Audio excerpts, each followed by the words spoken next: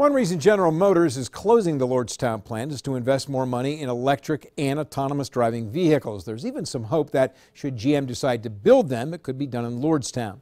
So yesterday, during my trip to Detroit for the North American International Auto Show, I spent some time in the area called Automobility, where the focus is the future, where the vehicle drives the person and not vice versa.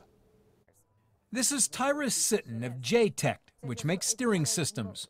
Watch over her shoulder as a steering wheel appears from an electronic box, because you never know if a company making self-driving cars will want the steering wheel. If not, the J-Tech system can steer on its own. We are there. We just have to figure out what level we want to be at. And when I say we, it's all about what the consumers are most wanting, right? And so which will dictate what the manufacturers are going to put in. Autonomous driving is here already. Mark Chappett runs the American Center for Mobility, a proving ground in Ypsilanti, Michigan, where self-driving vehicles are tested. I think we're many decades off to have a substantial amount of the saturation of inventory of vehicles all being driverless. Because, says Chappett, we still have to figure out a way for driverless and human-driven vehicles to work together. So you can't just create a technology that assumes that everything is driverless and will all run in an automated fashion. It has to accommodate that hybrid environment.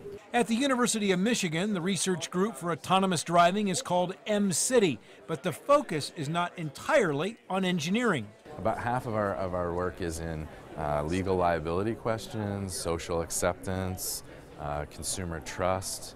The French company, Navia, had its driverless minibus on display, proof that autonomous vehicles are being used to move people around downtowns, entertainment districts, and parking lots.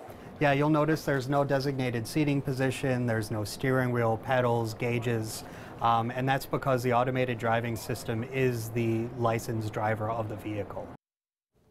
I also talked with one of the nation's leading auto analysts, John McElroy of the media company Autoline. I asked him about electric vehicles, and he says it'll be tough to sell them in volume for at least 10 years. He says the batteries are expensive to manufacture, and until that problem is addressed, electric cars will not go mass market.